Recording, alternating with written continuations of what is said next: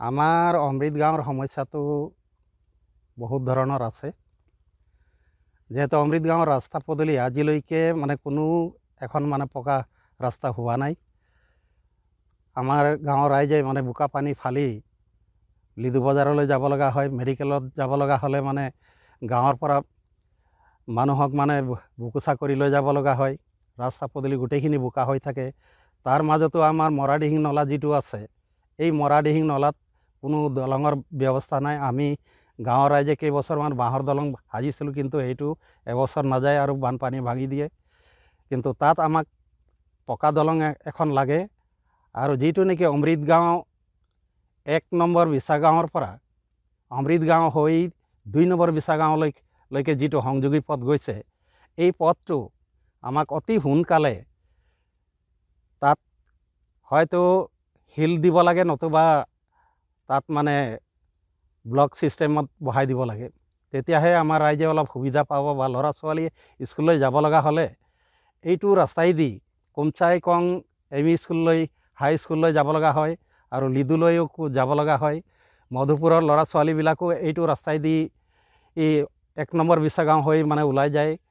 তেওঁলোকে বাৰিষা কালত অহা যোৱা কৰাত যথেষ্ট অসুবিধা পায়, আৰু হয়তো কেতিয়াবা বেছি পানী হৈ গ'লে তেওঁলোকে ঘৰলৈ ঘূৰি যাব লগা হয়, তেওঁলোকৰ স্কুল ক্ষতি হ'ব লগা হয়। গতিকে আমি চৰকাৰক অনুৰোধ কৰোঁ, অতি সোনকালে আমাৰ এই মৰাডিহিং নলাৰ ওপৰত 1 নম্বৰ বিছা গাঁৱৰ পৰা 2 নম্বৰ বিছা গাঁৱলৈকে অমৃত গাঁও হৈ যিটো ৰাস্তা গৈছে, সেই ৰাস্তাটো অতি সোনকালে পকীকৰণ কৰি দিব লাগে। আৰু যিটো 1 নম্বৰ বিছা গাঁৱলৈ যোৱা নলাটোৰ ওপৰত এখন দলঙৰ ব্যৱস্থা কৰি দিব লাগে। আৰু তাৰ মাজতো আছে আৰু এখন দলং হ'ব লগা, যিটো নেকি অইল ফিল্ডলৈ গৈছে, সেই নলাটোতো দলং হ'ব লাগে। গতিকে আমি অনুৰোধ চৰকাৰক যাতে অতি সোনকালে ইয়াৰ সুব্যৱস্থা লয়। ইয়াৰ আগতে মই অমৃত গাঁও মৰাডিহিং নলাৰ পৰা 1 নম্বৰ বিছা গাঁও হৈ বিছা লাজালা সিংফো আৰু পূৰ্ণ লিম্বু গৃহৰ মাজত যিটো আলি কুমচাই গড়কাপ্তানি ৰাস্তাত সংযোগ হৈছে, এই ৰাস্তাৰ বিষয়ে আমাৰ বিধায়ক মহোদয়ক মই এপ্লিকেশ্যন এখন দি আহিছোঁ। তেখেতে হয়তো কি কৰিছে আমি ক'ব পৰা নাই, মাত্ৰ তেখেতে ক'লে যে 2টা এপ্লিকেশ্যনহে মোৰ ওচৰত আহিছে বুলি ক'লে, তাৰ বাদে অন্য একো সঁহাৰি দিয়া নাই।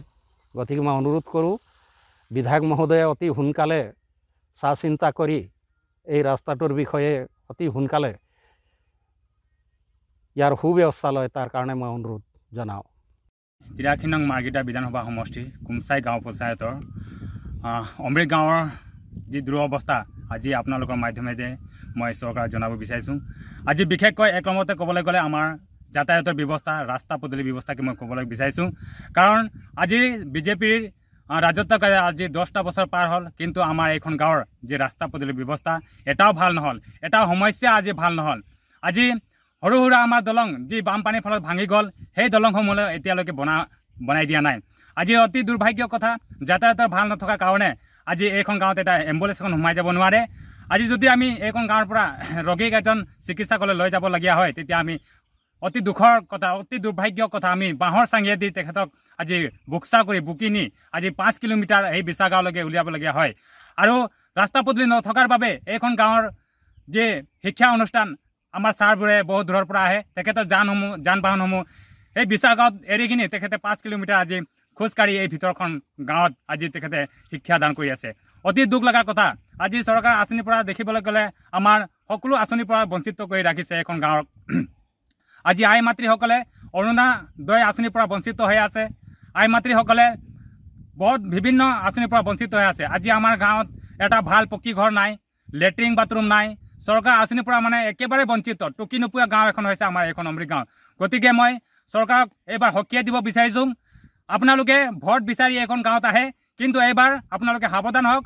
আৰু বিজেপি প্ৰতিনিধিসকলক মই আজি সকীয়াই দিব বিচাৰিছোঁ, তেওঁলোকক আমি যদি এইবাৰ তেখেতে নিৰ্বাচনত, এই পঞ্চায়ত নিৰ্বাচনত তেখেতে যদি আমাৰ গাঁৱত ভোট বিচাৰিব আহে, তেন্তে কিন্তু চৰকাৰে কিয় আমাৰ এইখন গাঁৱৰ ৰাজ্যক বিভিন্ন আঁচনিৰ পৰা বঞ্চিত কৰি ৰাখিছে সেই প্ৰতি উত্তৰ কিন্তু দিব পাৰিব লাগে নহ'লে আমি বিজেপি দলৰ প্ৰতিনিধিসকলক ভোট তেওঁলোকক আমি নিদিওঁ তেওঁলোকে ভোট বৰ্জন কৰিম আৰু আমি তেওঁলোকৰ বিৰোধিতা কৰিম আৰু জল জীৱন বীমা আঁচনিৰ পৰা যি ৰাস্তাবোৰত আজি পাইপকেইটা পেলাই থৈছে তাৰ বিষয়ে মই ক'ব বিচাৰিছোঁ আজি জল জীৱন বীমা আঁচনিৰ পৰা যি পাইপকেইটা আহিছে সেই পাইপকেইটা গোটেই নালাবোৰত গোটেই ৰাস্তাবোৰত পচি আছে কিন্তু সেই বিষয়ে একো চৰকাৰে আগভাগ লোৱা নাই গতিকে চৰকাৰ সময় থাকোঁতে এইবোৰ কাম কৰক ইয়াকে ক'ব বিচাৰিছোঁ